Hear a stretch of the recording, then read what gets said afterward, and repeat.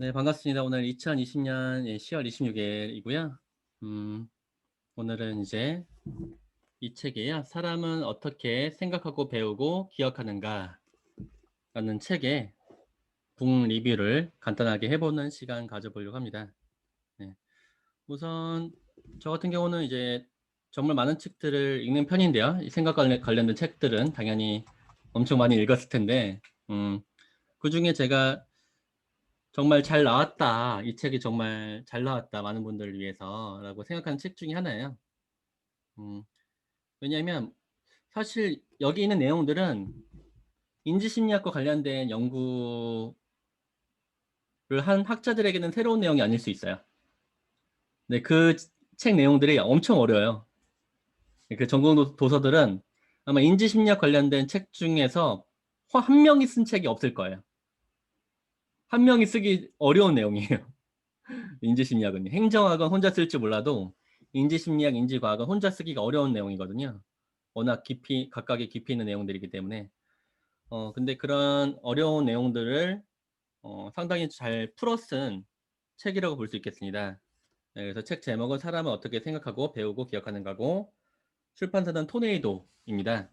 그리고 지은이는 제레드 쿠니 호바스라는 사람인데, 하버드 대학이랑 하버드 의과대학에서 강의하면서 뇌과학 분야의 젊은 석학으로 명성을 얻었다고 하고요. 그리고 인간 학습, 기억, 뇌자극을 연구하는 신경과학자래요. 그래서 이 책은 음, 누군가를 안다는 것의 진정한 의미를 탐구해 볼 것을 권유한다라는 이야기를 하면서 그 사람에 대한 알미 모든 일과 삶을 결정한다. 따라서 이 책을 통해서 사람들이 생각하고 배우고 기억하는 방식에 대해서 알아야 된다라는 이야기를 하고 있습니다. 네, 그래서 그렇게 지은이에 대한 소개가 있고요. 그래서 머릿말 간단히 보면, 그래서 미리 말씀드리지만 저는 책을 정독하는 스타일이 아니에요. 필요한 내용들 있을 때마다 보는 스타일이어가지고 이 책의 모든 내용들을 알지 못해요.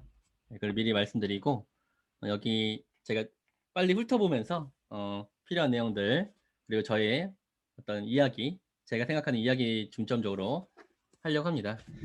머릿말 어떻게 되냐면 그 카피가 커뮤니케이션은 대화가 아니라 과학이다라는 이야기를 하고 있어요. 저도 이거는 인지 과학에 관심 있는 사람이라면 음, 저 충분히 공감할 이야기일 것 같아요. 그렇죠? 네, 그래서 지금 우리가 이미 생각과 관련된 어떻게 보면 우리는 자기 개발로 알고 있는 그 내용들을 알고 보면 대부분 다 과학적으로 연구가 되고 있는 분야들이 많아요. 네, 그렇기 때문에 이 말이 충분히 공감할 수 있을 만한 내용인 것 같고요. 그리고 뒤에 내용들을 보면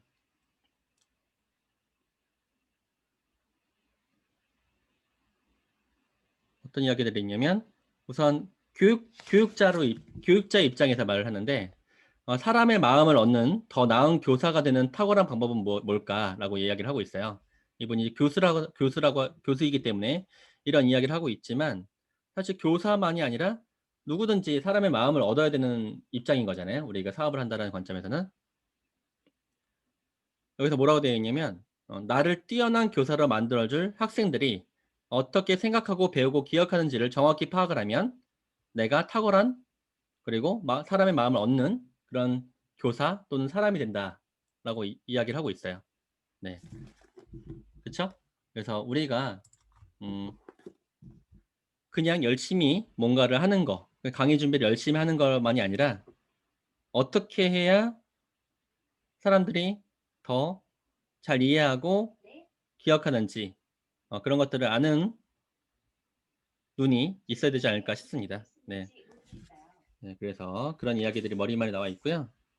따라서 사람을 설득하는 것은 말솜씨나 언변이 아니다. 결국 과학이다. 이런 이야기를 하면서 이 뇌과학을 통해서 우리가 어떤 이점이 있는지 그런 이야기들을 하고 있습니다. 네.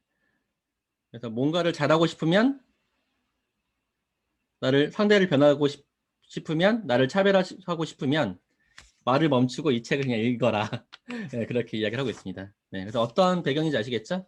누구나 어떤 일을 하든지 결국은 두뇌의 어떤 프로세스를 알아야지만 그 사람들을 설득할 수 있다.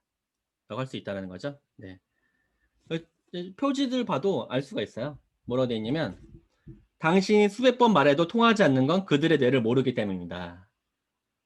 네, 그래서 이런 이야기를 하고 있고요. 따라서 이 책 자체가 교사뿐만이 아니라 많은 어떤 대표, 기획자 등등 많은 사람들에게도 도움이 된다라는 측면으로 이런 머릿말 쓴 것 같습니다. 네. 그래서 목차는 총 12개예요. 그래서 어떻게 되냐면 1장 말씀드려보면 한 가지에 집중하라. 2장 두 가지를 결합하라. 3장 일관성을 유지하면서 예측을 깨라. 4장 우리는 어떻게 배우는가. 5장 일 잘하는 뇌를 찾아라. 6장 청크를 만들고 인터리빙하라. 7장 최고의 오더노트는 어떻게 만들어지는가. 8장 머릿속 지휘자가 결정한다. 9장 양날의 검 점화 효과.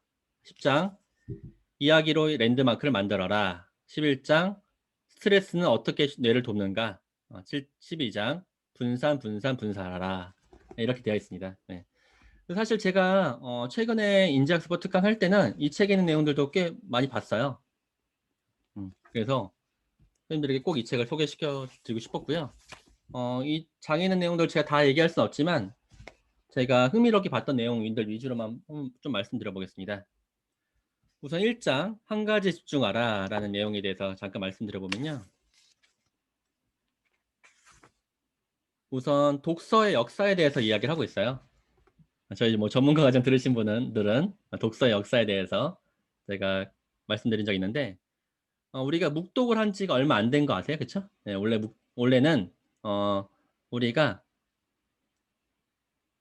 이렇게 독서를 조용한 활동으로 간주해오는 경향이 있지만 사실 7세기 후반까지만 하더라도 큰 소리로 책을 읽는 행위가 굉장히 흔했다. 네. 이렇게 우리가 음독에서 묵독으로 넘어가는 그 과정에 띄어쓰기라는 게 있었던 거죠. 그렇죠? 띄어쓰기. 원래는 띄어쓰기가 없는 어떤 양피지에 어떤 글이 적혀져 있는 그런 형태에서 우리가 인쇄술이 발달되고 점점 이제 아일랜드 수도승 모임에서 띄어쓰기라는 게 추가가 되기 시작하면서 그때부터 유럽 전역에 묵독이라는 관행이 생겨났다라고 하고 있습니다. 네. 근데 신기한 거는 우리가 문장을 소리내어 읽는 게 아니더라고 하더라도 우리는 목소리를 듣는 거나 마찬가지라는 거예요. 네, 그래서 우리의 머릿속 깊은 곳에서 눈동자가 텍스트 위를 지나갈 때마다 소리를 내어 읽는 목소리처럼 작용을 한다라는 이야기를 하고 있어요. 네, 참 재밌는 얘기죠.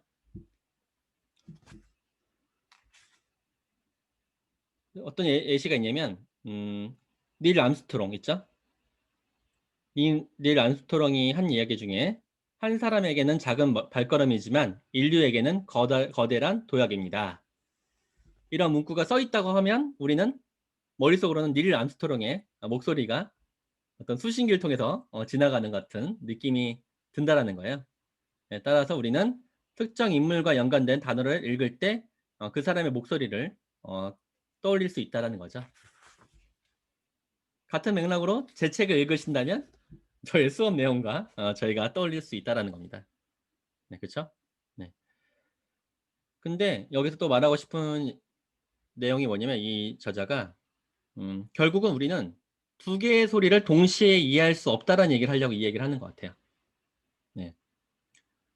그러니까 결국 뒤에도 나온 얘기인데 우리는 텔레비전과 라디오 소리를 동시에 들을 수 없습니다. 그리고 들을 수 있는 것처럼 착각이 되지만 둘 다 이해하지 못한다라고 얘기하고 있어요. 네. 그러니까 우리가 보면 요즘 기술 중에 뭐예요? 저도 이제 올레 TV를 쓰고 있는데 최근에 바꿨는데 화면을 뭐 동시에 보는 그런 것들 있잖아요, 요즘에. 기능들 있잖아요. 채널 2개, 3개, 4개까지 볼 수 있는 그런 기능이 있지만 솔직히 그거는 우리가 듣는 것처럼 보여지지만 이해를 못한다라고 해요. 우리 두뇌 자체가. 네, 그래서 듣는 것처럼 보이지만 점점 주요한 정보들을 놓치기 시작을 하고 어느 순간 혼란에 빠지게 된다는 거예요. 아셨죠? 네. 즉 우리 두뇌는 멀티태스킹이 안 되는 존재라는 겁니다. 네, 그러면서 여기는 그 뇌의 뇌과학자다 보니까 그 뇌과학적으로 어떻게 우리가 두뇌를 받아들이는지에 대한 게 나와요. 그래서 뭐 첫 번째는 청각 피질이라는 걸로 우리가 들어온 소리의 순수한 특징이라든지 음의 높이와 크기들을 처리한대요. 네, 그 다음에 그거를 이제 베르니케 중추 또는 브로카 중추를 통해서 그런 것들이 이치에 맞게 이해할 수 있도록 만들어주고 그런 것들이 마지막 세 번째 좌측 뭐 하전 두회라는 곳에서 통제가 된대요. 네. 그래서 이 부분에서 우리가 두 사람이 동시에 말할 때 하나의 소리를 효과적으로 차단시킨대요. 네, 그래서 병목 형상이 일어나지 않도록 이 좌측 하전 두회라는 곳에서 우리가 처리를 한다는 거예요. 즉 만약에 선생님들과 제가 어디선가 만나 한 잔을 해 이렇게 카페나 어떤 술집에 한 잔 한다라고 하셨을 때 사방에서 어떤 시끄러운 소리가 들리죠. 그럼 그 사방의 시끄러운 소리와 앞에 있는 대화하는 사람의 그 목소리가 서로 병목 형상이 발생될 때 이 하전두회라는 부분에서 다른 사방의 소리들을 차단시키고 앞에 있는 사람의 목소리에만 집중할 수 있도록 해준다는 거예요. 네, 아셨죠? 네, 따라서 우리는 심지어 누군가가 말하는 걸 이해하면서 글을 읽는 거가 불가능하다. 왜냐하면 읽는 것도 말하는 거를 듣는 거나 비슷한 행위이기 때문에 네, 따라서 음악을 들으면서 사실 책을 읽는 거는 두 가지 다 집중되지 못하는 행위라는 걸 알 수 있습니다. 알았죠? 네. 이런 것들을 이제 뇌과학적으로 증명을 해주는 부분이니까요. 앞으로 한 가지에 집중하라라는 게 일장의 핵심입니다. 네. 그리고 이거를 발표를 하는 사람의 입장으로 우리가 접목을 해보면 어떤 이야기를 하냐면 이렇게 얘기해야 된대요. 발표를 할 때. 적지 말고 그냥 내 말을 들으세요. 뭐 이런 식으로 얘기를 해야 된대요. 그리고 실질적인 팁을 여기다 말을 하는데 우리가 어떤 발표자를 만들어가지고 회의를 진행할 때 그 PPT 내용에 절대 너무 많은 텍스트를 집어넣지 말라라는 얘기도 나와요. 그러니까 문장이 뭐 있는 그대로 다 써 있는 걸 우리가 읽는 방식은 절대 하지 마라 라는 얘기를 하고 할 거면 키워드를 집어넣어야 된다라고 얘기를 합니다. 네. 그러니까 키워드가 그리고 최대한 한 PPT 안에 한 슬라이드 안에 최대 7개 넘지 않게 말을 하라고 해요. 네, 그래서 우리가 발표하기가 힘드니까 PPT에다가 많이 적어 놓은 다음에 그 읽는 행위들이 많이 있는데 여기서 어떤 얘기를 하냐면 우리가 그렇게 하는 순간 그 발표 듣는 사람들은 발표 자료를 보지 목소리를 듣지 않는다는 거예요. 왜 그러냐면 속도의 차이 때문에 그런다고 합니다. 속도의 차이. 왜? 보통 사람은 1분에 약 130개 단어를 말을 한대요. 근데 평균적으로 많은 사람들은 1분에 약 220개 단어를 읽을 수 있다고 합니다. 이미 여기서부터 평균적으로 봤을 때도 어때요? 읽는 행위가 더 빠르다는 거 알 수 있죠.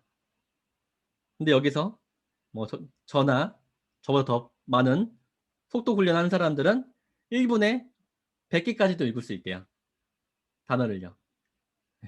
그러면 130대 1000개의 차이가 난다는 거예요. 그렇죠? 네. 사실 저는 그래서 유튜브를 잘 안 봐요. 왜냐면 저는 유튜브 보는 시간에 책을 읽는 게 더 빨라가지고 네, 그래서 저는 책을 더 선호하는 편이에요. 글을 더 선호하는 편인데 따라서 우리가 슬라이드 속에 우리가 말하고 싶은 내용들을 다 적어 놓으면 그 사람들은 그거에 더 집중하는 경향이 있고, 네, 그런 것들이 머릿속에서 뭐 병목 현상을 경험하게 한다라든지 방해가 된다라든지 그런 상황들이 벌어질 수 있기 때문에 우리가 발표 자료를 보여줄 때는 핵심 키워드만 적어주고, 또는 참고 자료가 있다라고 하면 끝난 후에 배포를 한다라는 이야기를 해주는 게 좋을 것 같습니다. 네. 유인물이 성이 있어 보이지만 막상 성이 있어 보이긴 하지만 집중을 못하게 하는 행위가 될 수 있다는 거예요. 알겠죠? 네, 그래서 우리가 그 유인물은 강의 자료랑 똑같은 거는 사실 바람직하지 않는 것 같습니다. 네. 그래서 우리가 그런 부분들을 1장에서 말을 하고 있습니다. 그리고 이거와 뭐 같은 맥락으로 우리가 노트 필기할 때도 다 받아 적지 말라는 거예요. 네. 참 그 다 받아 적는 행위는 얕은 필기라는 거예요. 얕은 필기. 사실 봐보세요. 법원에 가면 속기사라는 게 있죠. 속기사라는 직업이 있단 말이죠. 그럼 그 속기사가 그 모든 참여자들의 말을 다 받아 적죠. 근데 그렇다고 그 사람이 거기 있는 내용들 다 이해하면서 적는 건가요? 네, 그건 아니라는 거예요. 학교 다닐 때 그런 친구 있지 않으셨어요? 필기는 엄청 잘하는데 필기 막상 필기를 그 잘한 친구는 성적이 좋지 않고 필기를 저처럼 복사해달라고 한 다음에 하는 사람이 더 성적이 좋은 결과들이 많아요. 네, 그렇죠. 네, 따라서 우리가 뭐 예쁘게 꾸미고 다 받아 적는 필기하지 말고 깊은 필기를 해야 된다는 거예요. 네, 그래서 깊은 필기는 뭐냐면 그 단어들의 이치에 맞게 만들고 정리하고 그 행간의 숨겨진 의미를 도출하는 행위. 그게 바로 깊은 필기라는 겁니다. 네, 아셨죠? 네, 그래서 우리가 하려면 그 깊은 필기를 해야 되지 않을까라는 이야기를 하고 있어요. 네, 저도 공부의 왕도라는 EBS 방송에서 그 실험을 주관하신 교수님 중에 한 분이 김미라 교수님이라는 분이 있는데, 제가 맨날 특강에서 보여드리는 거 있잖아요. 100개 카드 필기하는 거. 100개 카드 암기하는 그 테스트 한 분이 제 어떤 은사님 중에 한 분인데, 그분은 수업 중에 뭐를 어떻게 하냐면 절대 필기하지 말라고 해요. 네. 그냥 내 말 듣기만 하라고 해요. 그래서 우리가 얕은 필기를 하는 것보다는 차라리 안 하는 게 낫다라는 입장이신 것 같아요. 네, 저는 충분히 지금은 공감하는 내용들이고요. 필기를 하시려면 저 생각 코딩 방식의 깊은 필기를 하셔야 됩니다. 따라서 많은 분들이 이런 이야기 하는 분들이 있어요. 컴퓨터로 요약 정리하면, 컴퓨터로 노트 필기하면 효과 없는 거 아니냐. 근데 그거는 필기하는 방식이 잘못됐기 때문이에요. 여기도 어떤 이야기를 하냐면, 너무 저는 진짜 박수를 쳤는데, 물론 컴퓨터 메모를 할 때 대부분 분들이 그냥 타이핑을 베껴 쓰기 때문에 얕은 필기라고 볼 수 있고, 여기도 어떤 이야기를 하냐면, 컴퓨터로 깊은 필기를 하는 것도 불가능한 일은 아니다. 그렇죠? 우리가 그렇게 잘 쓴다면 충분히 컴퓨터로도 깊은 필기를 할 수 있다라는 이야기를 하고 있어요. 네, 그리고 제가 TV에서 정재승 교수님, 카이스트 교수님 아시죠? 뇌과학자. 그분이 하는 이야기로 우리가 디지털 치매라는 얘기를 하지만 그건 디지털 치매의 관점이 아니라 우리가 어, 그런 부분들은 뭐 전화번호부라든지 노래방에서 가사 못 외우는 거는 물론 안타까운 일일 수 있을지 몰라도 우리는 그 뇌를 다른 데 더 쓴다라는 거예요. 네, 따라서 우리가 디지털 기기를 사용한다고 절대 필기를 잘 못하고 기억을 잘 못하는 건 아니다라는 거를 좀 이해하시면 좋을 것 같습니다. 네, 여기서 그런 내용들이 나와 있어요. 네, 그래서 참 좋은 내용들이 1장에 나와 있고요. 다시 한번 정리하면 우리가 묵독도 그다지 조용한 거 아니다. 묵독도 우리가 읽는 행위다. 듣는 행위다. 따라서 우리는 병목 형상이 벌어지기 때문에 한 가지만 집중을 해야 된다. 라는 이야기를 하고 있습니다. 그렇죠? 그래서 우리가 발표를 할 때 키워드 위주로만 슬라이드에 보여주고, 그리고 필기를 할 때도 깊은 필기를 할 수 있도록 해야 된다. 라고 생각하시면 좋을 것 같습니다. 네. 물론 여기서는 기본 필기에는 펜과 종이를 이용하는 것이 효과적이라고 하지만 더 효과적이라는 거지. 컴퓨터를 활용한 기본 필기도 가능합니다. 네. 이런 내용들이 1장에 있습니다. 그렇죠. 1장에도 되게 흥미로운 내용들이 있죠. 네. 그리고 2장은 이 두 가지를 결합하라 라는 이야기가 있습니다. 그래서 어떤 내용들이 있냐면 이건 제가 그냥 이해한 정도만 보여드려 볼게요.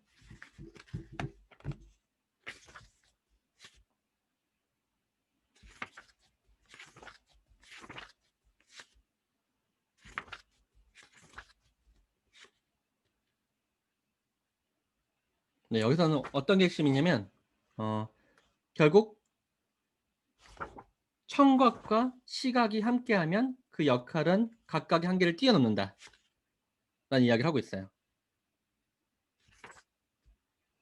그래서 우리가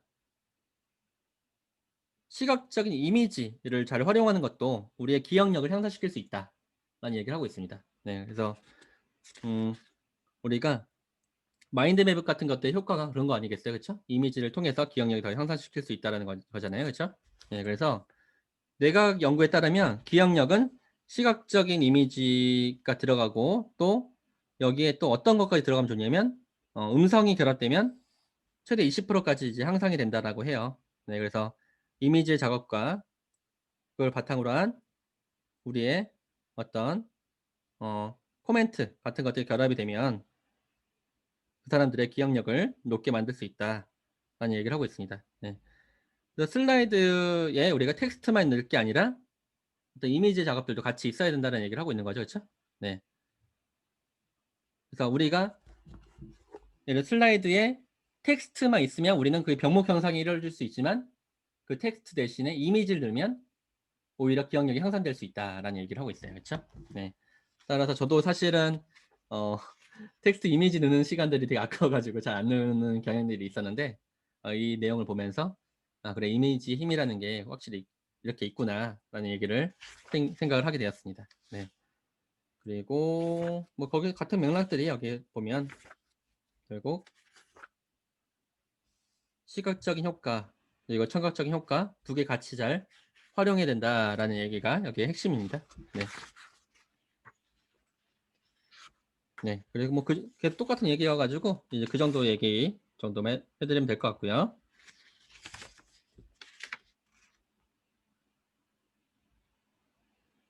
대신에 이미지를 보여줄 때는 한꺼번에 제시하면 안 된대요. 네. 한 번에 한 가지씩만 보여주는 게 좋다라는 이야기를 하면서요. 그리고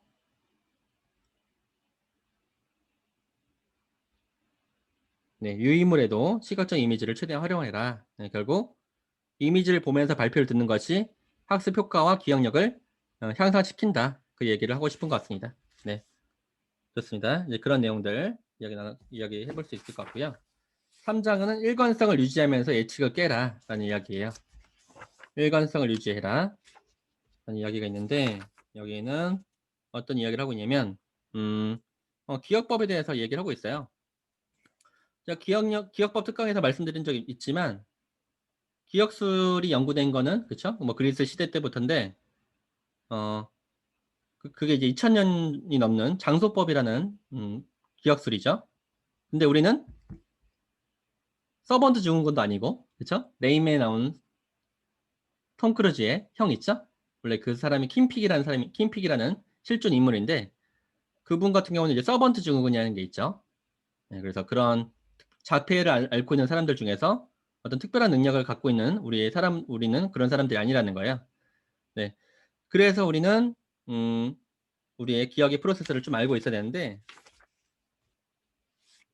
여기서 먼저 기억에 대한 형태에 대해서 말을 하고 있습니다. 그래서 첫 번째 작동 기억. 이 작동 기억이 단기 기억이에요. 단기 기억. 요즘 단기 기억을 말을 안 쓰고요. 작동 기억 또는 작업 기억이라고 해요. 이걸 워킹 메모리라고 하거든요. 네. 이거는 보통 10초에서 20초? 평균적으로 20초 정도의 양을 말을 합니다. 네. 그래서 단기 기억이 보통 워킹 메모리, 이 작업 기억이라고 할 수 있고요. 두 번째 이제 절차 기억인데 이 절차 기억 그리고 세 번째 서술 기억. 이 절차 기억과 서술 기억은 장기 기억 안에 들어가 있다라고 볼 수 있어요. 장기 기억 안에 절차 기억과 서술 기억이 있는데, 절차 기억은 우리가 어떤 여러분들 생활 속에서 하는 그런 행위들 있죠. 뭐 양치질 하는 거라든지 뭐 끈을 묶는 거라든지 그런 것들이 절차 기억이에요. 처음부터 그거 할 수 있었던 거 아니잖아요. 그렇죠? 어떤 각각의 프로세스들을 우리가 배우는 거. 네. 네, 그런 것들이 이제 점점 무의식적으로 능력으로 발달되는 거. 네, 그런 게 절차 기억이고요. 이것도 이제 작업 기억 안에 들어가 있는 부분입니다. 그다음에 이제 서술 기억 같은 경우는 우리가 공부하는 거가 이제 서술 기억이에요. 네, 쉽게 얘기해서. 네, 서술 기억에 이제 공부에 관련된 부분이라든지 아니면 에피소드, 우리의 추억들도 서술 기억 안에 들어가 있다라 볼 수 있어요. 네, 그래서 일화 기억이라고 하기도 하고 그러한 부분들을 에피소드 기억이라고 하기도 합니다. 네. 그래서 보통 이제 우리가 잘하고 싶은 거는 서술 기억을 잘하고 싶어서 자기 개발을 하는 경우들이 많이 있는 것 같아요. 네. 그리고 이제 이런 세 가지 기억의 형태들이 우리 해마라는 거를 통해서 들어가게 된다. 이 해마가 기억의 관문이다. 라는 이야기를 하고 있습니다. 네. 네, 그런 이야기 보실 수 있고요. 그리고 뒤에 있는 내용들은 여기 이제 기억과 관련된 뇌과학적인 부분들을 이야기하고 있습니다. 그래서 여기서 좀 쉽게 좀 이해할 만한 내용들을 봤을 때는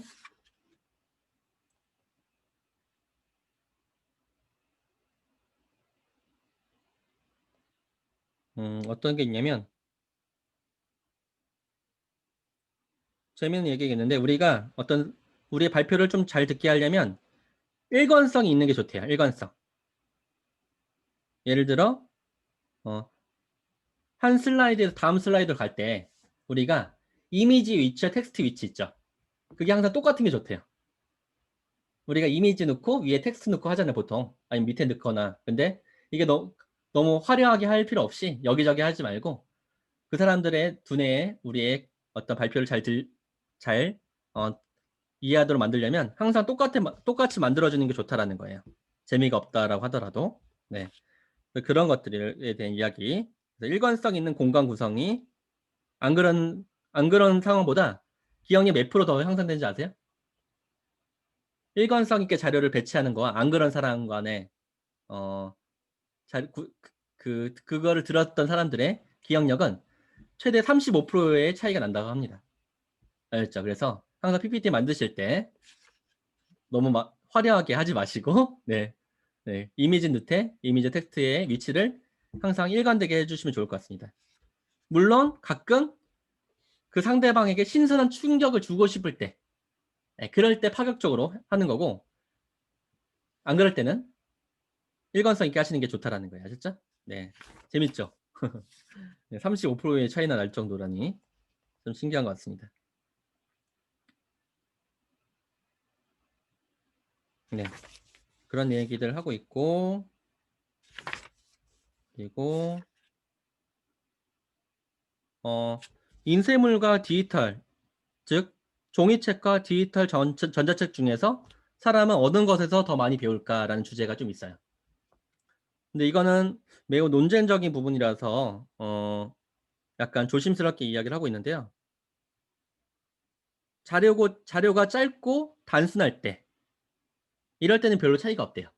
종이책을 보든 디지털 파일로 보든 간에. 그렇죠? 하지만 자료 분량이 이제 2페이지 이상 되면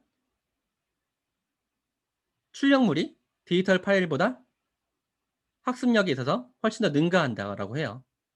왜냐하면 종이 출력물이 더 선명하고 정적인 공간 배치를 갖고 있기 때문에 그렇다고 합니다. 네, 그래서 공간 배치적으로 봤을 때 출력물이 훨씬 더 학습을 하는데 좋다라는 얘기를 이 저자는 하고 있습니다.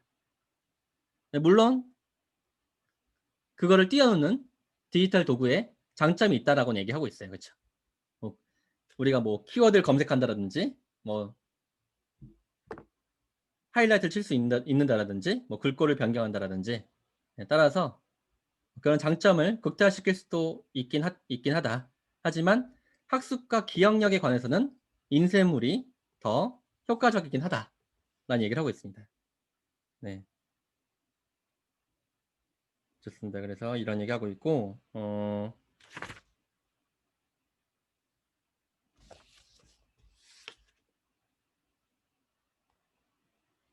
이런 맥락으로 봤을 때 우리가 홈페이지 만들 때도 우리가 항상 일관된 이미지와 일관된 버튼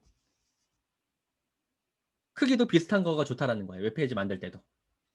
네. 그래서 저도 요즘에는 요즘 미국이나 일본 보면 페이지들이 거의 텍스트 기반으로 되어 있고 글꼴도 거의 항상 같아요. 보면. 저도 예전에 그걸 고집하시는 분들을 이해 못했는데 예, 늘 가격적으로도 일관된 게 더 좋다라는 결론이 나와 있는 거니까요. 너무 많은 효과 넣으시기보다 하더라도 뭐 볼드체 정도의 효과 아니면 뭐 형광펜 정도의 효과로 우리가 웹페이지 만드는 게요. 웹페이지나 랜딩페이지 만드는 게 낫지 않을까 하는 생각도 듭니다. 네. 그렇죠. 신기하죠? 네. 이 장에서도 이런 얘기를 하고 있어요. 다시 한번 얘기하면 자료의 형식이 일관된 게 좋다. 네. 우리가 그게 PPT든 웹페이지든 간에 항상 일관성을 유지해라. 그리고 인쇄물과 디지털 자료의 장단점이 있으니까 그걸 파악해보고 어떤 장점을 더 활용할 것인지를 파악해보고 하지만 학습과 기억력의 측면에서는 종이 출력물이 낫다. 하지만 우리가 다른 장점을 이용하려면 디지털 도구를 파일을 활용해도 괜찮다라는 얘기를 합니다. 네, 그렇죠? 네, 이렇게 우리가 학습과 기억력에 증진시키는데 어떤 장점들이 여기에서 있는지에 대해서 얘기를 하고 있습니다. 네. 그리고 기억은 작업 기억과 그리고 절차 기억과 서술 기억으로 되어 있다. 그래서 이런 것들은 이제 해마라는 기억의 관문을 통과하게 되어 있다라는 기억의 프로세스에 대한 이야기도 하고 있습니다. 네. 이게 이제 3장에 대한 내용이었습니다. 네. 이 4장은 이제 우리는 어떻게 배우는가라는 얘기를 하고 있어요. 그러면서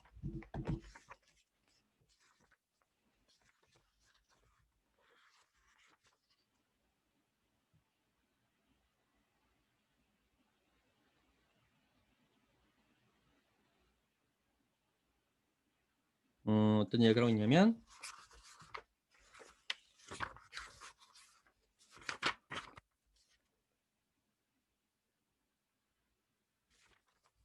학습의 어떤 상태를 구분하는데 맥락 의존적 학습과 상태 의존적인 학습이라는 거에 대해서 얘기를 하고 있어요. 그래서 맥락 의존적인 학습에 대해서 이야기하는 부분은 우리가 어디에서 배우는지가 우리가 배우는 것에 필수적인 측면을 뭐 형성한다라는 얘기를 하고 있거든요.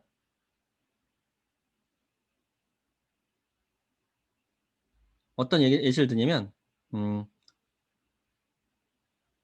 우리가 회사 밖에서 직장 동료들과 마주쳤을 때 그들을 잘 알아보지 못한대요. 네. 네. 왜냐면 거기서만 봤기 때문에 늘 사무실에서만 봤기 때문에 그래서 우리가 학습이라는 게 어디에서 배웠는지에 대한 것들도 우리가 어떤 장소에 대한 측면에서도 우리가 그거 영향을 받게 된다 라는 얘기를 해요. 네, 그래서 그런 얘기를 하고 있고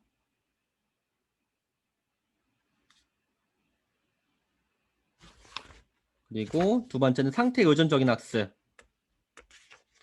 이런 얘기를 하는데 이거는 이제 내부 환경적인 부분을 이야기하고 있는 것 같은데요. 조금 제가 한번 읽어보면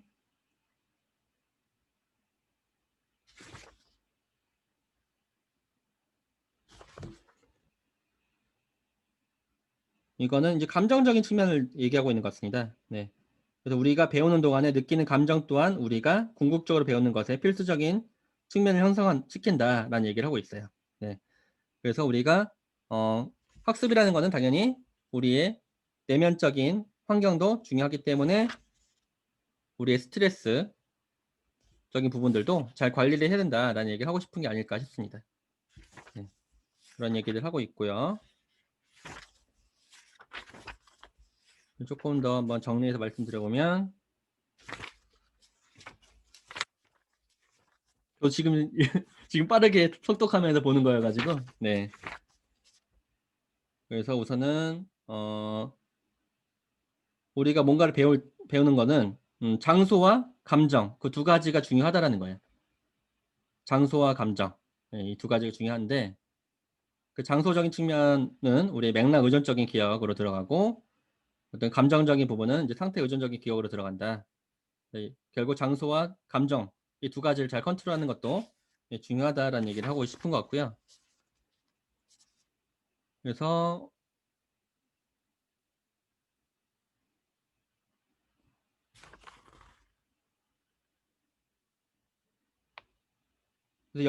우리가 장소의 맥락 의존적인 학습을 하기 때문에 연습 기회가 많으면 다양한 환경에서 연습을 하면 좋대요.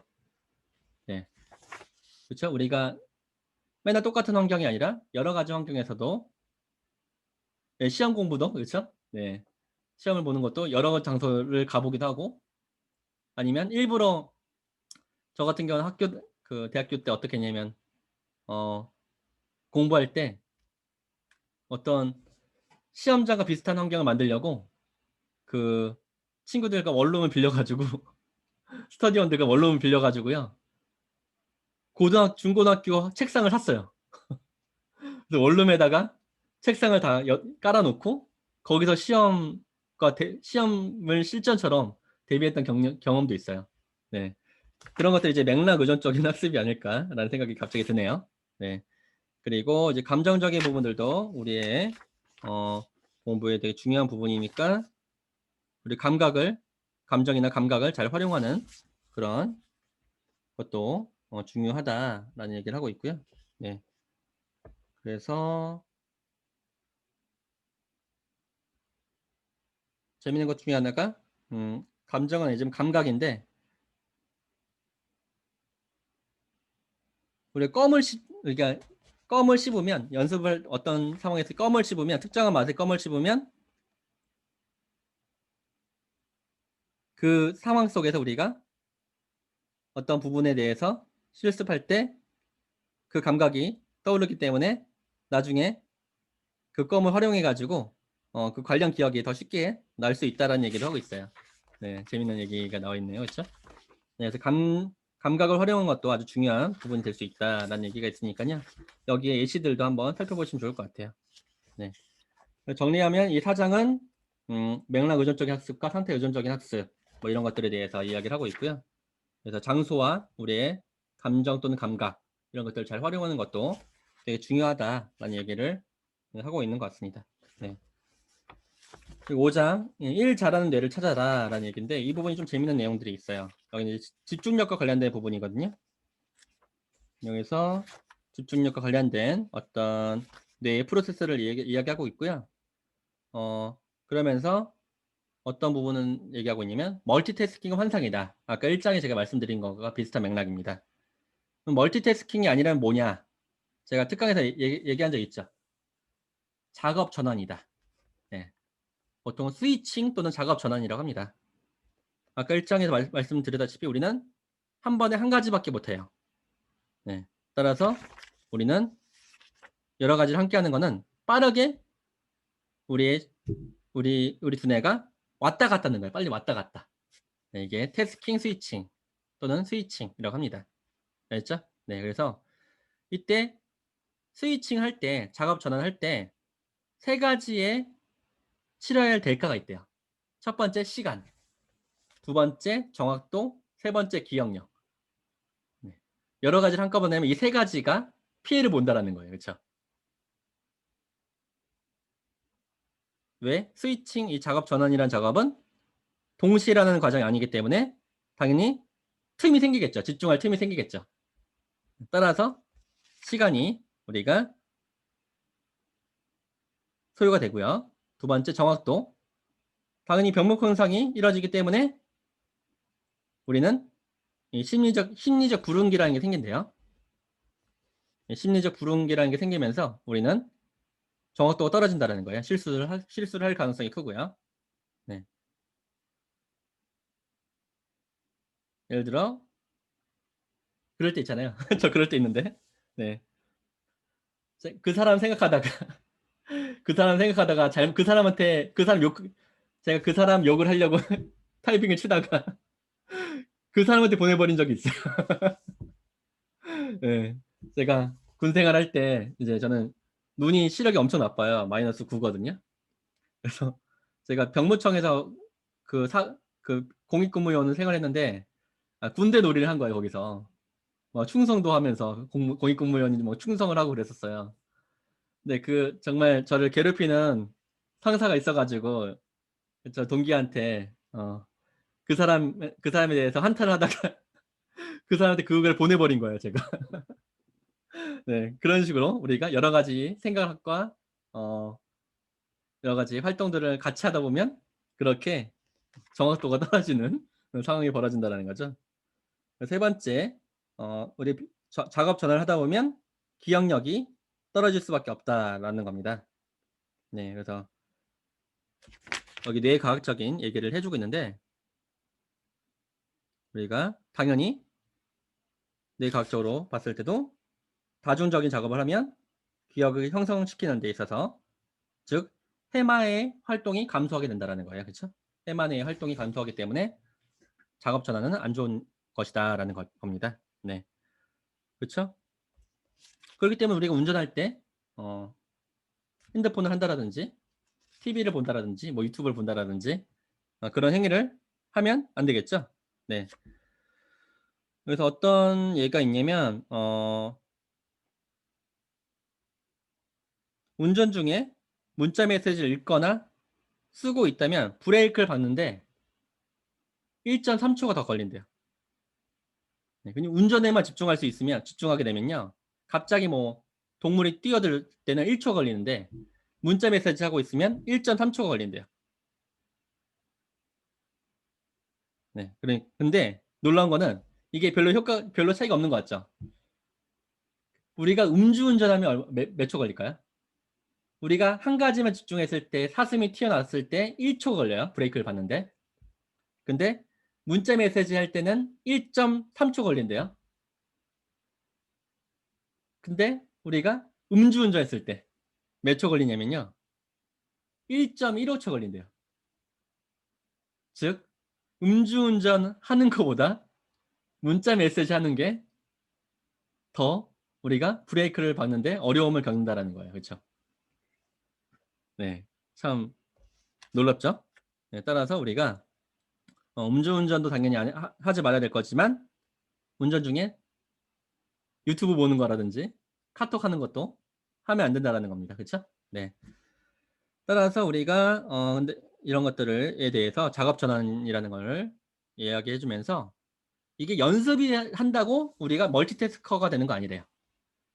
연습으로 난 될 수 있다라는 생각 절대 버리시고요. 대신 여기서 어떤 이야기를 하냐면 슈퍼 태스커라는 거에 대해서 얘기를 합니다. 슈퍼 태스커. 슈퍼 태스커. 하지만 이건 약간 유전적인 부분이라고 볼 수 있어요. 그래서 실험을 했는데 이 멀티태스킹과 관련된 어떤 동시에 여러 가지 하는 거에 대한 어떤 이 실험을 했는데 200명 중에 5명 정도 있죠. 200명 중에 5명 정도, 즉 100명이라 했을 때는 한 2~3명 정도 되는 거죠. 그런 사람들은 한 가지 두 가지를 일을 할 수 있는 건 아니지만 다른 사람들보다 더 빠르게 전원을 한다는 거예요. 네, 그런 사람들이 이제 슈퍼 태스커라고 합니다. 네. 따라서 이제 멀티태스킹에 우리는 할 수 있다라는 생각 절대 버리고 하루에 한 번에 한 가지만 해야 된다. 음주운전보다 더 위험한 게 문자 메시지 같이 하는 거다라는 거 이야기를 할 수 있겠습니다. 그렇죠?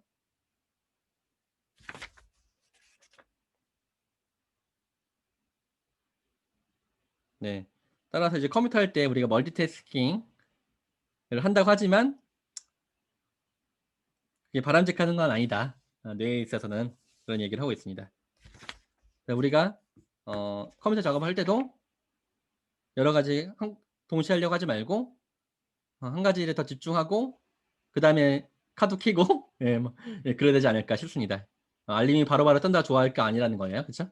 네, 좋습니다. 그래서 우리는 멀티태스킹 절대 안 한다 하더라도 슈퍼태스커가 있는 것뿐이다.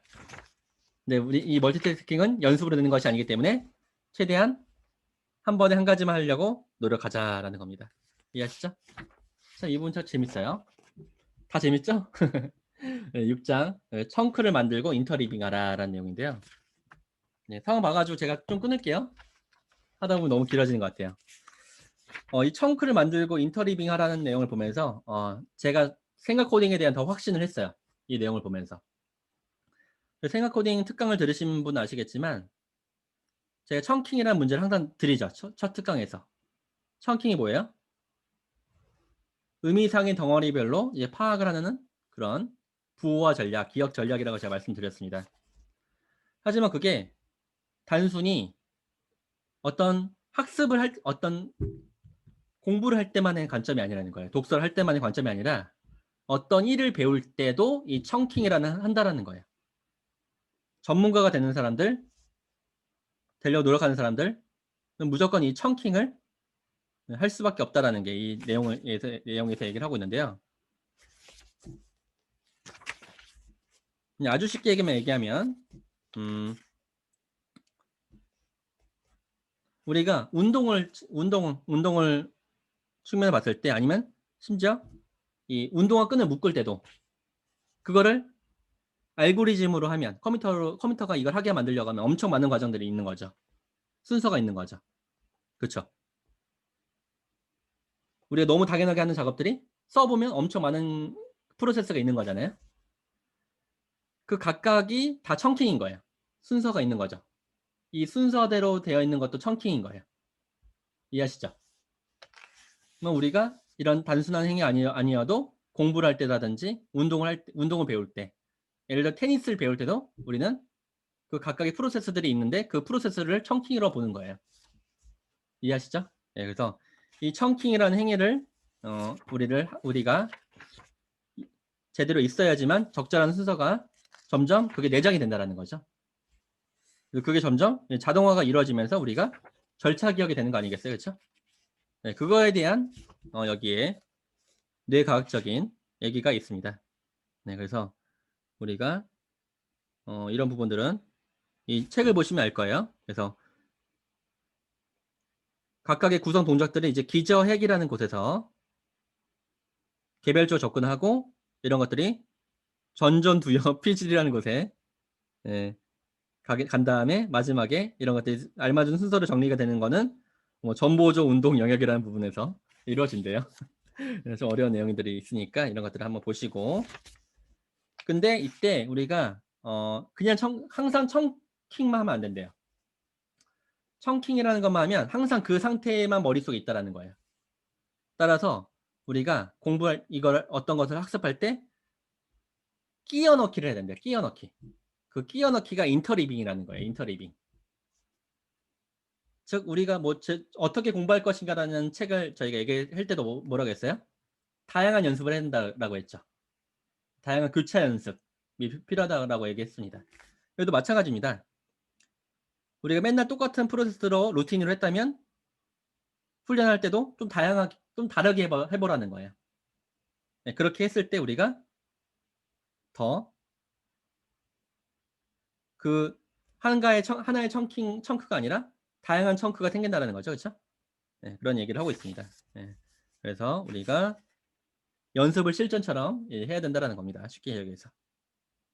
이런 거는 이제 운동만이 아니라 인지 능력을 향상시키는 데 있어서도 아주 중요한 부분이기 때문에 다양한 연습이 필요하다라는 얘기입니다.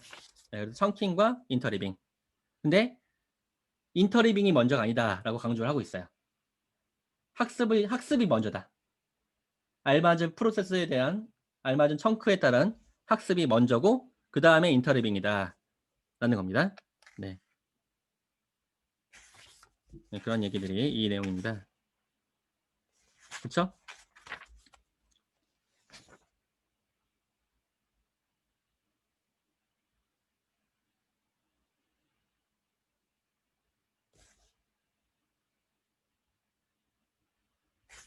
네, 타이거 우즈 역시도 자신의 그 골프 스윙을 바꾸기 위해서 엄청난 노력을 했대요. 약 2년간 하루에 12시간씩 연습을 했대요. 네, 그래서 한 번에 청크가 생긴 거를 바꾸려고 하면 어떻게 하겠어요? 엄청난 연습이 필요한데 그냥 하는 것이 아니라 구성 동작 단위별로 분해를 하고 네, 그거를 바꾸려 노력을 해야 된다라는 거예요.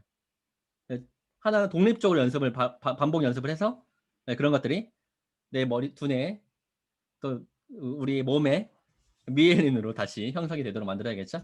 네. 그래서 어떤 것을 그냥 열심히 하는 거는 무식한 일인 거고요. 우리 뇌를 안다라고 했을 때는 어떤 것이 잘 안 되는 부분을 집중적으로 이제 연습을 해서 청크로 만들어질 수 있도록 이제 해야 된다는 것이 이제 중요한 부분이라 볼 수 있겠습니다. 네. 여기까지 6장 내용들이었고요. 네, 7장부터 이제 아주 간단하게 말씀드리면 7장은 최고의 오더 노트는 어떻게 만들어지는가 라는 이야기를 하고 있는데요.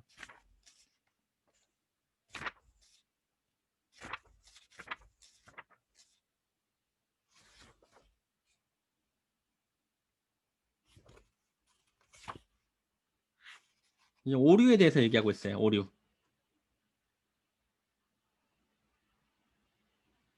우리는 오류에서 비롯된 학습을 하게 되는데 그 단계는 첫 번째 단계 인식을 하게 된다. 그렇죠? 우리가 그냥 저의 도움을 받고 전문가의 도움을 받는 게 왜 받는 거예요? 내가 뭐가 잘못됐는지를 알게 만들어주죠. 그 코치라는 사람들이. 그래서 오류가 발생됐다는 것을 의식적으로 인식이 되도록 만들어줘야 되는 게 중요하고 두 번째 단계 여기서 범주화라는 게 나옵니다. 네, 저도 생각 코딩에서 항상 말을 하는 범주화. 네, 그 범주의 단계가 이 오류 발생의 패턴을 인지하고 우리가 무엇이 잘못됐는지 왜 잘못되어 가고 있는지를 이제 알게 해준다는 거예요. 이 범주화가. 세 번째 단계는 정정. 예, 바꾼다는 거죠. 그렇죠? 그런 것들을 통해서 교사나 멘토의 지도 또는 스스로의 노력을 통해서 오류가 수정되지는 거라는 거죠. 네 번째 단계는 자율성. 예, 이런 것들이 이제 어떻게 되어지냐면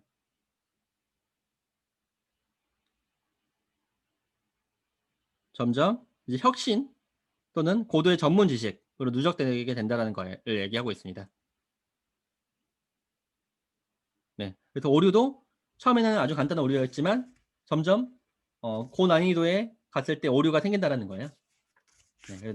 다시 한번 정리해서 말씀드리면 첫 번째 우리는 오류로부터 학습을 하게 되는데 첫 번째 인식을 하게 된다. 두 번째 범주화를 하게 되고 세 번째 그걸 정정하게 되고 마지막으로 그게 자율성으로 이끌어진다라는 이야기를 하고 있습니다. 네. 그렇죠? 이런 것들 통해서 우리가 뭐든지 완벽한 건 없잖아요. 그렇죠? 네, 따라서 이런 과정 속에서 우리가 피드백을 받을 수 있다는 것은 정말 좋은 부분이라고 볼 수 있겠습니다. 그렇죠? 네. 그리고 어떤 얘기가 있냐면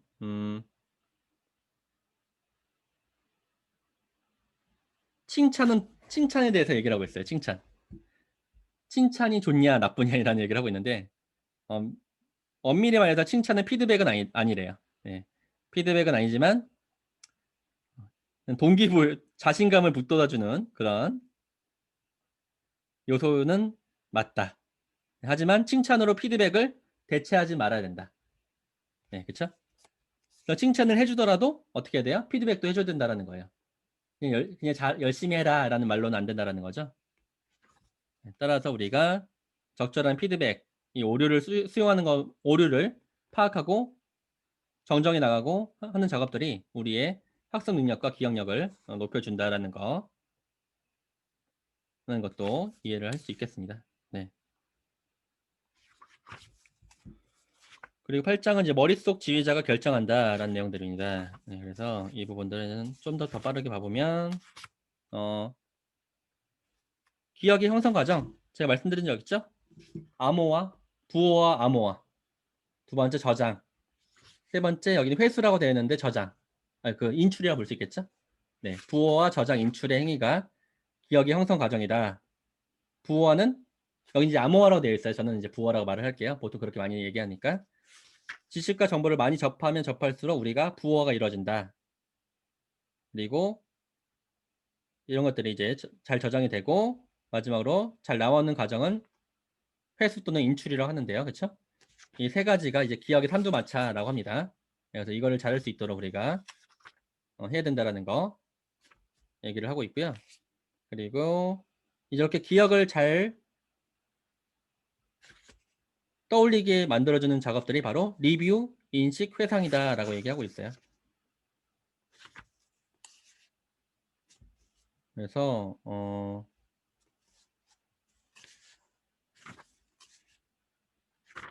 이런 부분들에서 얘기를 하고 있고, 여기는 예제들이 많이 있어요. 이건 보셔야 될 것 같아요. 말로 하긴 어려울 것 같고.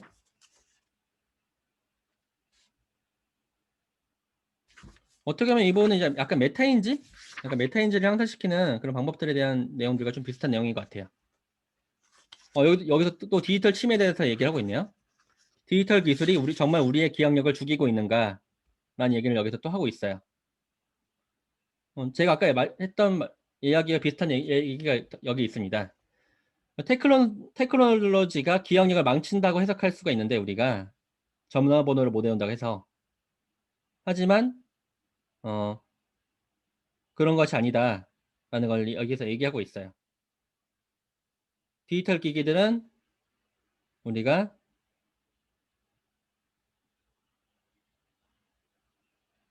외부 정보를 검색하고 의미 있는 거로 만들어내는 그런 능력들을 이제 준다라는 거죠. 네, 그래서 우리가 빨리 끄집어낼 수 있게 해주는 그런 역할을 하는 거기 때문에 디지털 기술이 우리의 기억력을 꼭 죽이고 있는 것만은 아니다. 전통적인 기억력은 물론 떨어뜨리게 하지만 다른 기억력을 좀 좋게 만들어주는 것이다 라는 얘기를 하고 있어요. 그래서 의미가 있는 얘기인 것 같죠? 네, 좋습니다. 그래서 그런 내용들이 있고요.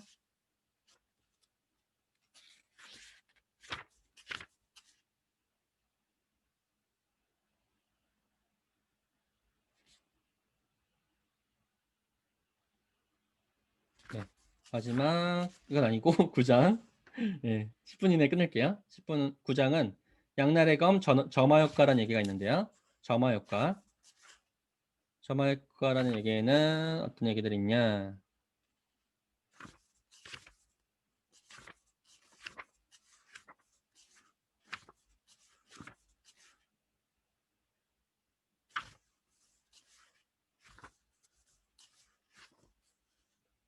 점화 효과에서는 점화 효과가 뭐냐면 여기서는 최근에 어떤 연상들을 유지하면서 그런 새로운 정보들과 연결시키는 거. 예, 저희가 스키마라고 하죠. 그 스키마를 잘 활용하는 것들, 그런 것, 스키마를 잘 활용해서 끄집어내는 것들이 이제 점화 효과라고 볼 수 있는 것 같습니다. 그렇죠? 네. 어떻게 잘 기존에 있는 기억들을 어떻게 잘 끄집어낼 것인가. 네, 그런 것들이 이제 점화 효과라는 건데, 뭐 점화, 그리고 기대 점화, 뭐 전략 점화라는 것들이 있다라는 얘기를 하고 있어요.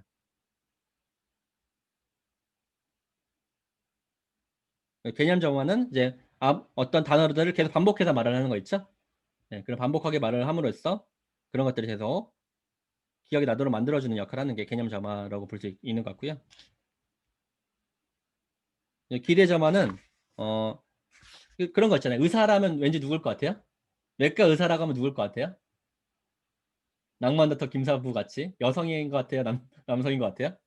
네, 그런 남성성을 불러일으켜죠, 그렇죠? 외과 의사라고 하면 그런 게 이제 기대 점화라는 거예요.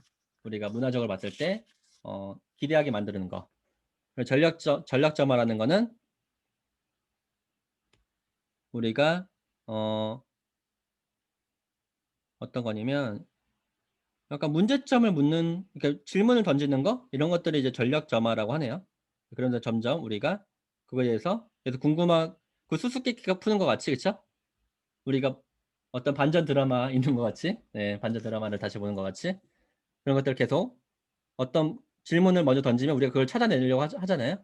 네, 그런 것들이 이제 전략 점화라고 얘기를 하고 있습니다. 네, 그래서 이런 점화의 효과들을 활용한다면 우리가 학습을 더 잘할 수 있다라는 얘기를 여기서 하고 싶은 것 같습니다.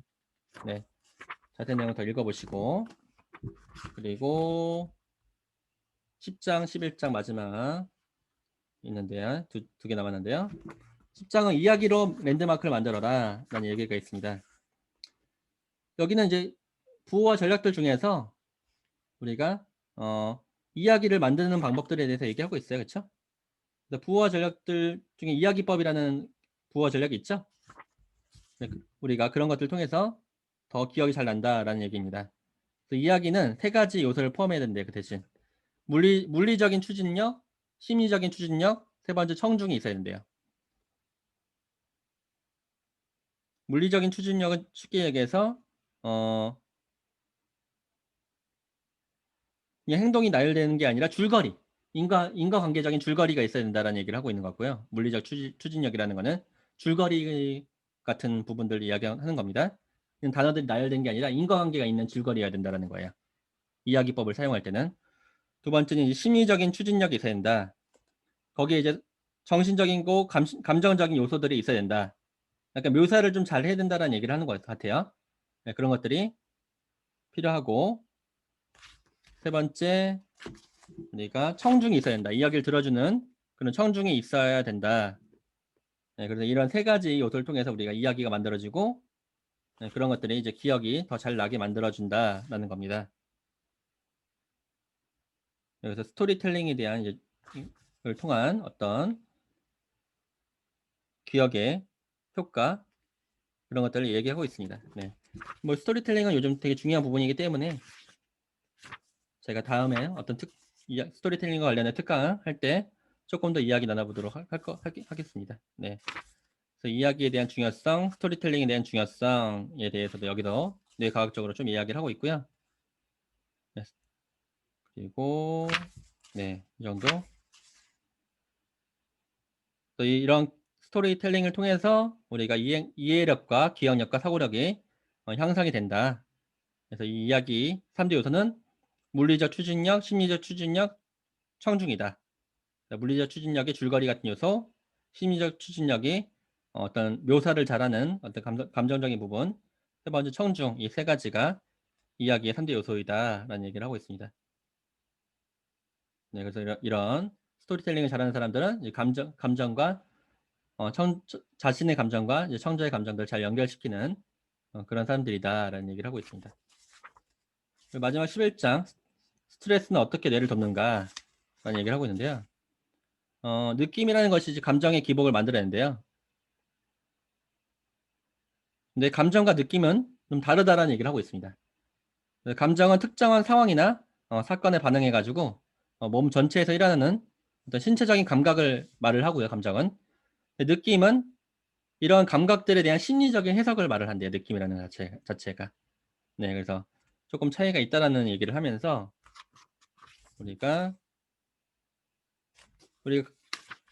우리가 기본적인 감정이라고 했을 때 즐거움, 두려움, 분노, 뭐 놀라움, 슬픔, 혐오감 이런 것들이 있죠. 네. 일곡이인가요? 희노애락 뭐 이런 거 있잖아요. 그렇죠? 애욕. 희노애락, 애욕 이거 같이 그렇죠? 서양이든 우리나라든 간에 감정을 표현하는 거는 비슷한 부분들인 것 같은데요. 이제 이런 것들을 우리는 이 감정을 가지고 이제 느낌으로 구현을 하는 것 같은데요. 이때 이런 감정들 중에서 어떤 것이 스트레스와 연관이 있는가라고 했을 때 어, 스트레스는 근데 감정이 아니래요. 느낌이래요. 우리가 어떤 일이나 사건에 스트레스를 받는 거는 우리의 심리가 그렇게 해석을 했기 때문에 그런 거래요.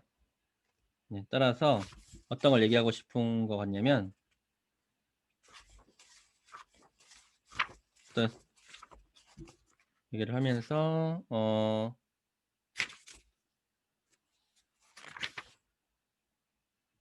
또 이론을 말을 하면서요. 스트레스가 나쁘지만은 않다라는 얘기를 하고 있어요.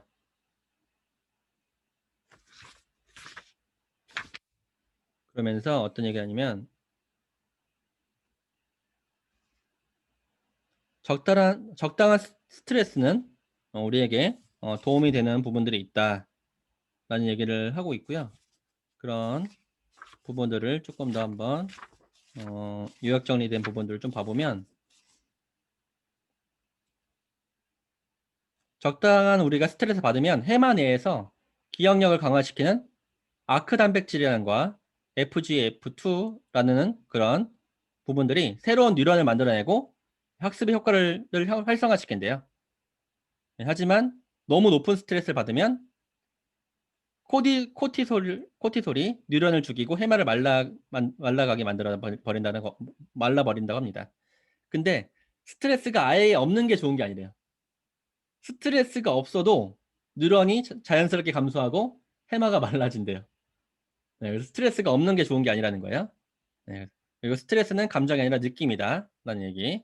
우리가 우리의 이제 심리적인 부분들이 작용한다는 겁니다. 네, 그렇죠?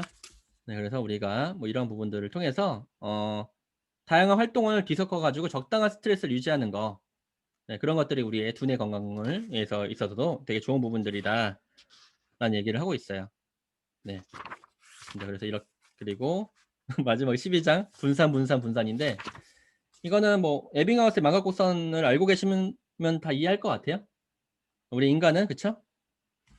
1시간 뭐 1시간이 지나면 또 많은 것들을 잃어버리고 24시간이 지나면 약 70%를 잊어버린다고 하죠. 그게 이제 에빙하우스의 망각곡선 이론인데, 따라서 우리는 이것들을 떨어지지 않도록 하기 위해서 분산해서 계속 학습을 해야 된다라는 얘기입니다. 하지만 이때 집중적으로 학습하는 게 중요한 게 아니다. 반복은 집중적인 반복이 아니라 분산하는 반복이 중요하다라는 겁니다. 네, 그걸 통해서 우리가 가변성과 어떤 인출과 통합에 있어서 우리의 두뇌가 더 학습을 잘할 수 있도록 만들어준다라는 겁니다. 그래서 여기서 어떤 얘기를 하고 있냐면 되게 재밌는 얘기가 있어요. 어떻게 분산하면 좋은지에 대한 얘기가 하고 있습니다. 여기서 마감일이 매주일 때는 매일 1회 하는 게 좋고요. 마감일이 매달일 때는 매주 1회 하는 게 좋고, 마감일이 매년 1회일 때는 매월 1회는 해야 된다라고 얘기하고 있어요. 네. 따라서 우리가 어떤 것을 집중적으로 학습하는 거에 미치지 말고 이렇게 꾸준하게 분산해서 연습하는 거, 이런 것들이 우리의 성공을 도와준다라는 얘기를 하고 있습니다. 네. 따라서 분산과 연습, 이 두 가지가 다 중요하다는 거예요. 연습도 중요하지만 분산, 이 두 가지 모두 같이 활용을 하셔야 된다는 거 아시면 좋을 것 같습니다. 네, 그렇습니다. 그래서 당연히 벼락치기는 안 좋은 거겠죠? 네, 당연한 얘기인 것 같고요. 그래서 완벽하려고 하지 말래요. 완벽하려는 거 하기보다는 꾸준하게 반복하는 것이 중요하다. 그리고 이를 분산할 때 여러 가지 부호와 전략들도 같이 활용하면 좋다라는 얘기를 하고 있습니다.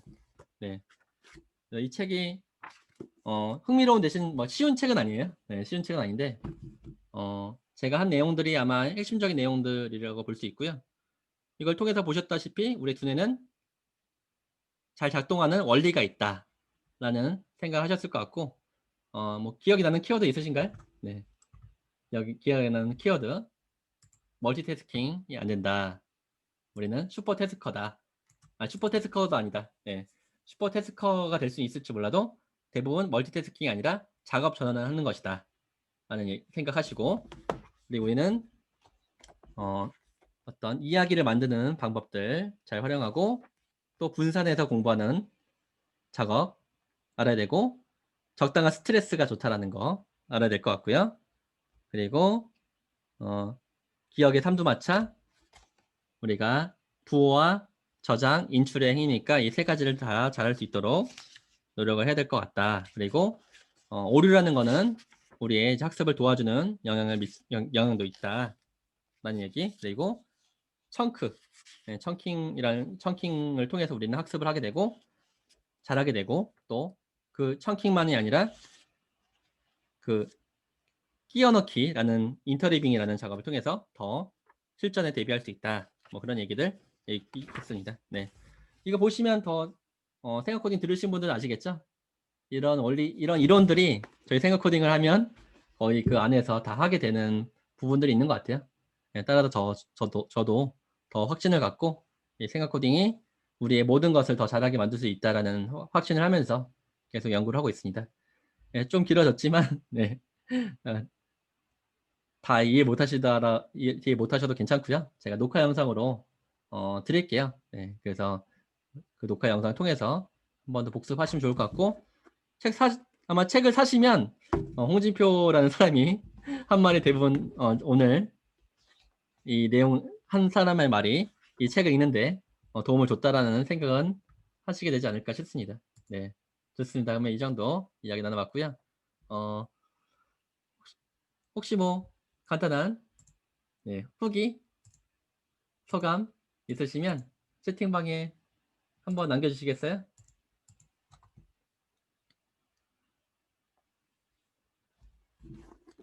솔직히 우리가 성인이 동영상강의가 있어도 잘 안 보게 되거든요. 네, 그래서 제가 바쁘더라도 일주일에 한 번씩은 저도 이렇게 맨날 준비가 완벽한 상태 아니면 제가 잘 안 하는 편인데 원래는 오히려 이렇게 부담 없게 같이 하는 것이 더 인간적인 것 같아요. 네, 네, 그래서 이 시간 실시간으로 듣지 않으면 안 듣게 되니까요. 예, 힘드시더라도 함께 이렇게 녹화 영상 말고 실시간에서 볼 수 있는 시간들이었으면 좋겠습니다. 네. 항상 저희 생각 코딩은 이렇게 쓰게 해요. 소감도, 배움 느낌, 계획 이렇게 쓰게 합니다.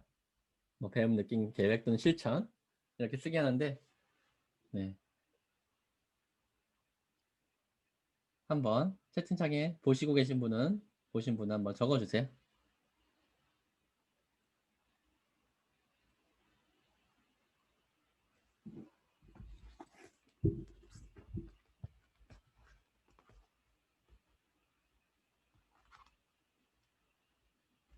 선생님도 참고로 책을 보실 때 이렇게 또 제가 선생님들을 멀티태스킹을 못하게 만드나요? 네. 네, 쓰세요.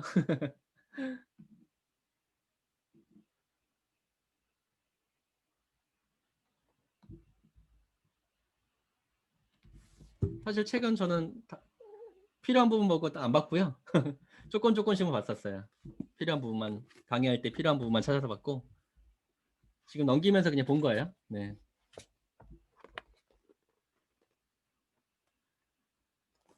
그러니까 저는 책을 완벽하게 이해하려는 관점으로 이제 접근하지 않아요. 옛날에는 그렇게 생각했거든요. 아니요. 읽으면서 빠르게 머릿속으로 제가 정리하면서 말을 한 거예요. 네. 여기 한 10분의 1밖에 안 읽었어요. 제 이 책에 있는 내용들을. 네. 책은 완벽하게 다 뽀개려고 읽지 마시고요. 그러면 우리는 공부하는 게 아니잖아요. 책을 읽는 게. 선생님들도 책을 공부하는 거라 생각하지 마시고요. 그냥 생활 속에 음악을 듣는 그런 행위라고 생각을 하셨으면 좋겠습니다. 알겠죠? 네, 그런 거는 나중에 독서법 특강에서 또 한번 이야기하도록 하겠습니다. 네, 좋습니다. 그러면 오늘 저희 북리뷰 특강을 마치도록 하겠습니다. 네, 감사합니다. 네, 충분히 가능합니다.